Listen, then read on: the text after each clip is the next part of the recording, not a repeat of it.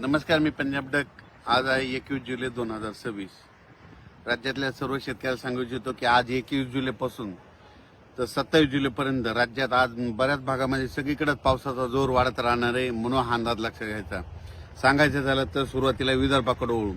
नागपूर, भंडारा, गोंदिया, चंद्रपूर, यवतमाळ, त्याच्यानंतर अकोला, अमरावती, बुलढाणा, वाशिम, हिंगोली ह्या परिसरामध्ये काय होणार, आज दुपारमध्ये रात्रीच्या काही काही ठिकाणी दुपारनंतर 3च्या नंतरच समजा बऱ्याच भागामध्ये पाऊस सुरू होणार आहे, पण रात्रीच्या मात्र जोराचा पाऊस राहणार आहे.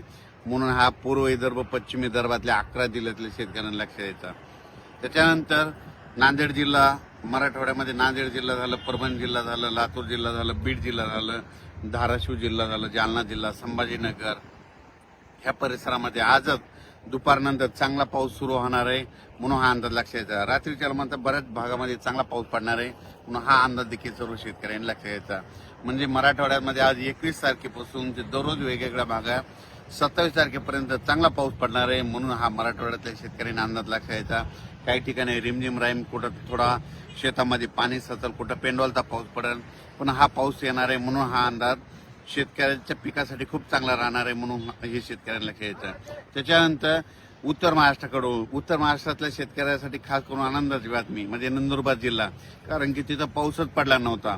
आज तिथं 21 तारखेपासून ते 27 तारखेपर्यंत नंदुरबार जिल्ह्यामध्ये काही काही ठिकाणी मुसळधार पाऊस त्या 5-6 दिवसामध्ये पडणार आहे, म्हणून ही नंदुरबार जिल्ह्यासाठी आनंदाची बातमी, धुळे जिल्ह्यासाठी आनंदाची बातमी, जळगाव जिल्ह्यासाठी आनंदाची बातमी, म्हणून हा अंदाज सर्व शेतकऱ्यांनी लक्षात द्यायचा.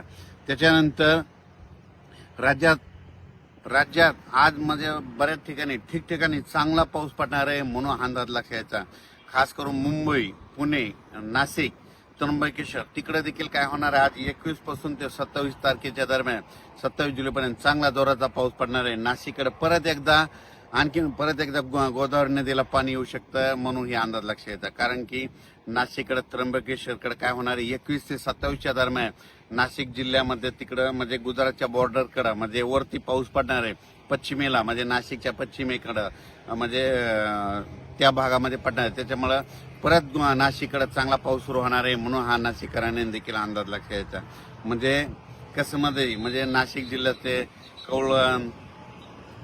कळवण तालुका, त्याच्यानंतर सटाणा तालुका, त्याच्यानंतर नामपूर सगळ्या भागामध्ये काय होणार आहे, आता ह्या 21 ते 27च्या दरम्यान चांगल्या दररोज वेगवेगळ्या भागात पाऊस पडणार आहे.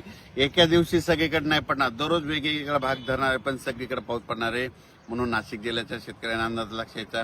त्याच्यानंतर इकडे खाली सांगायचं झालं तर संगमनेर, अकोला